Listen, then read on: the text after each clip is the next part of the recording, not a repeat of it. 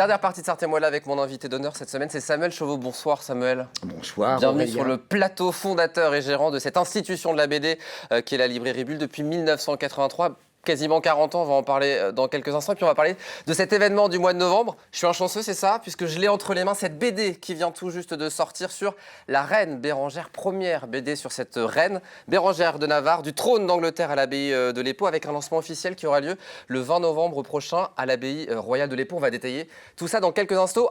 Un mot sur vous pour commencer, pour votre amour inconditionnel de la BD. Ça a commencé du côté d'une bibliothèque, la bibliothèque Bérengère, c'est ça? C'était dans les années 80, même avant? Alors là aussi, c'était pas encore la cité Plantagenet, ça s'appelait Le Vieux-Mans. Et en fait, je débarque, j'avais 12-13 ans, dans cette bibliothèque d'origine paroissiale. Les fonds d'ailleurs venaient de l'évêché, mais paradoxalement, c'était là où on trouvait le plus de bandes dessinées de toute la région.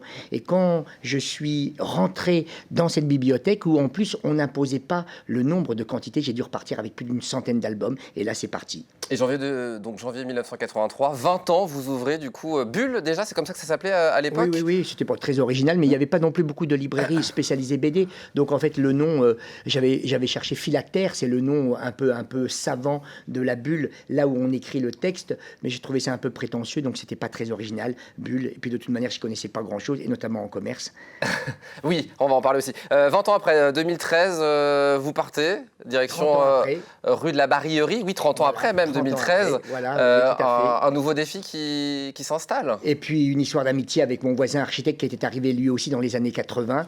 Et on veut continuer cette histoire de voisinage et d'amitié. Lui qui est architecte, donc on trouve ce lieu et il réussit à réaménager là encore ce qui va devenir son nouveau cabinet et puis le lieu de la nouvelle librairie. Aujourd'hui, vous êtes une référence pour les BD-philes. Oui, c'est vrai, il faut le dire évidemment, puisqu'aujourd'hui vous attirez les plus grands auteurs de BD chez nous. C'est compliqué aussi d'exister en tant que BD-phile ici. Et vous avez réussi ce pari aujourd'hui, puisque quand il y a un album qui sort, généralement, il passe par Le Mans.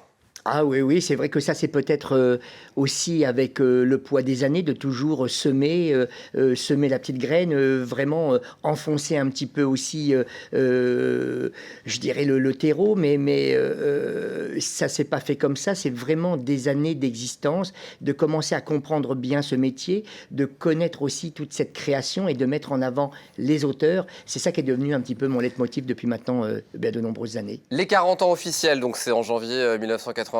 Mais en préparant l'émission, on m'avait dit, en fait, officieusement, ça a démarré avant, puisque la boutique était prête dès novembre, mais vous avez dit, bon, on va attendre janvier, ce qui n'est pas la bonne période en soi, parce que vous avez raté un peu les fêtes de Noël. Mais, en plus, j'étais persuadé d'avoir raison, comme quoi, quand on ne connaît pas grand-chose au commerce, on peut faire des choses un peu saugrenues. Et en fait, j'ouvre le 3 janvier, alors que tout était prêt pour le mois de novembre. Donc, nous avons décidé finalement de fêter dès le mois de novembre de cette année, ce qui aurait dû être l'ouverture. Donc, je peux vous dire dès maintenant, joyeux anniversaire alors. Merci Aurélien. Alors, qu'est-ce qui va se passer? Il y a déjà des choses de prévues dès le mois de novembre? On a commencé dès la semaine dernière et puis jusqu'au mois de décembre, chaque semaine, il y aura déjà des invités, mais c'est déjà un petit peu le cas aussi.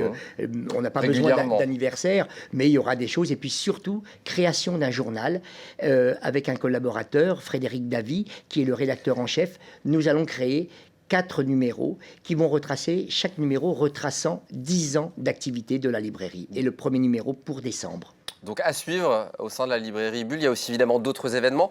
Le gros événement pour lequel je vous ai invité, évidemment, c'est la sortie de cet ouvrage. Alors il vient tout juste de sortir de l'impression. Ah, vous êtes l'un des premiers à l'avoir dans les mains, il n'est pas commercialisé. Il premier le sera album le 20, voilà, sur cette reine Bérengère qui est la nôtre.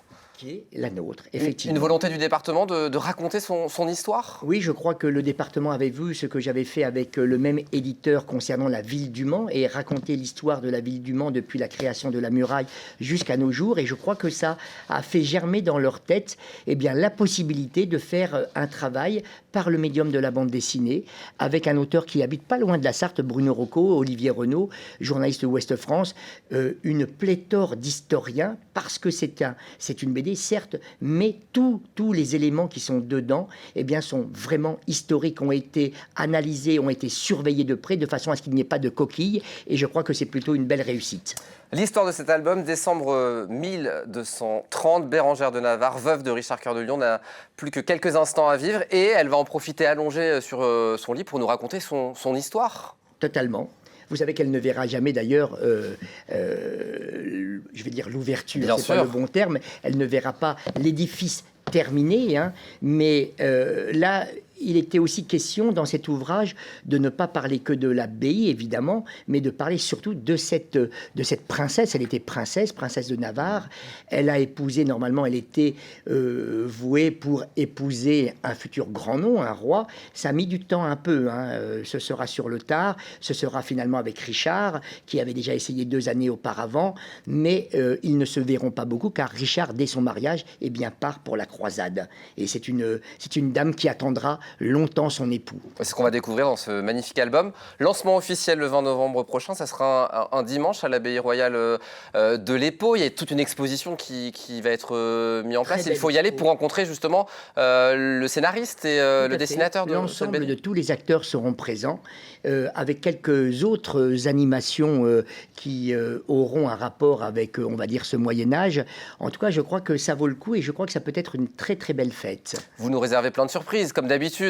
Ben, on va essayer, mais c'est surtout aussi avec l'intermédiaire du conseil départemental, avec qui nous avons évidemment travaillé depuis de nombreux mois sur cet événement. Donc rendez-vous le 20 novembre prochain, c'est un dimanche à l'abbaye royale de l'Épau. C'est gratuit évidemment pour rentrer et rencontrer les auteurs, scénaristes, dessinateurs et puis les historiens qui seront présents. Ouverture des portes 13h30 et début de la rencontre 15h me semble-t-il. Quelques mots sur le reste de l'actualité de Bulle qui est très chargée. Tout d'abord, Kiss the Sky, on va le voir en image juste devant vous. Jimi Hendrix qui nous est raconté dans ce bel album. Ouvrage, oui, vraiment 2 spécialistes mezzo, dessinateurs hors pair. Dupont, pour les gens qui connaissent bien ce milieu, eh bien Dupont est un grand historien aussi. Un dessin fou sur cet auteur qui n'a pas toujours été l'auteur que l'on connaît, enfin ce guitariste que l'on connaît. Ça a été un mec qui a eu une enfance complètement invraisemblable. C'est plutôt aussi cette partie qui est bien racontée ici. Et nous aurons donc les 2 auteurs et nous aurons une animation musicale, évidemment aussi en rapport avec Jimi Hendrix. Auteur qui a fait notamment l'affiche du So Blues pour l'Europa Jazz Festival. Exactement, complètement. Et puis le lendemain, 3 auteurs. 3 grands auteurs, ça sera au sein de l'Espace Bis. On n'en a pas parlé, mais c'est aussi un lieu qui vous appartient, cet Espace Bis, où de nombreux auteurs sont là pour les dédicaces. Vincent Mallier, pour démarrer, qui sera présent. Superbe, là aussi, dessinateur, Ténébreuse. Là aussi, le personnage principal qui est un prince qui n'a rien de charmant, qui est méprisé par tous ses anciens compagnons d'armes. Et en fait, il vend son épée à ceux qui lui donneront quelques écus pour des contrats certainement pas toujours très catholiques. Un peu véreux. Exactement. Et à la sortie d'un estaminet, il rencontrera 3 femmes et son destin va s'en trouver certainement très chamboulé. C'est chez Dupuis, c'est magnifique et c'est terminé en 2 volumes. Gaël Hersan, là aussi le tome 2 de le Boiseleur, tout à fait, oui, qui est un très bel album aussi avec le même scénariste dans la collection Métamorphose. Le scénariste était Hubert qui est malheureusement décédé voici quelques mois, et de faire venir 2 de ses anciens dessinateurs, c'était aussi une façon de lui rendre hommage. Vous verrez le Boiseleur, très surprenant récit aussi, je ne vous en dirai pas plus, venez le découvrir. Et puis le dernier, c'est un coup de cœur incroyable, comme il en arrive de temps en temps, une BD que vous pouvez mettre dans les mains de tout le monde, et tout le monde s'en trouve vraiment ravi. Alors là, c'est vraiment un énorme album, hein, parce que la tranche, c'est énorme. Plus de 215 pages, label 619, Neyef, Oka Hey. Et encore une fois, de temps en temps, eh bien voilà, un album qui surgit comme ça. C'est un très beau western, majestueux, somptueux, très bien dessiné, très classique. Mais encore une fois, c'est aussi la raison pour laquelle vous pouvez mettre cet album dans les mains d'un public très large. C'est l'histoire de ce petit gamin qui a été élevé par un prêtre aux États-Unis. Il se fait enlever par 3 bandits, des Lakotas, qui veulent eh bien, assouvir une vengeance. C'est un grand sorte de road movie, même à travers les États-Unis. Vous allez voir, c'est somptueux. Il nous reste quelques secondes pour parler de cet ouvrage, de cet album, aussi un auteur qui sera présent. Ah ben, les Vieux Fourneaux, vous savez, on a tellement fait de choses avec les Vieux Fourneaux. Cette série qui a explosé, qui est devenue une des plus grosses ventes en France. Il y a eu les 2 longs métrages, mais nous avions aussi fait pas mal de choses lorsqu'ils étaient venus. On avait habillé tout un camion avec, comment dire, tout remarqueté avec eh bien, tous nos 3 fameux compagnons. Ben, c'est toujours un petit événement, c'est le tome 7. Les recevoir fin novembre, la veille du festival d'Arnage d'ailleurs. Eh bien, ce sera là aussi, je crois, quelque chose qui va ravir pas mal de monde. Voilà pour toute l'actualité. Il y en aura plein d'autres à raconter pour 2023. Évidemment, c'est 40 ans. Oui. On fêtera les 50, 60 et 70 ans sur LMTV. Tout seul. Ah bah, vous viendrez sur le plateau, je suis sûr que je serai encore là. En chaise roulante, vous, certainement, oui. On va adapter le plateau. Alors, merci beaucoup, Samuel, d'être venu sur le plateau. Ouais. À très bientôt pour de nouvelles aventures. Sans problème. Très bonne soirée à vous et à nos téléspectateurs. Dans un instant, la suite des programmes. Moi, je vous donne rendez-vous demain, 18h30 pour la quotidienne. Et puis, mardi prochain, Samuel, 19h, Sartez-moi de là, l'émission qui nous rend fiers d'être... Sartois. Sartois. J'ai eu peur, hein.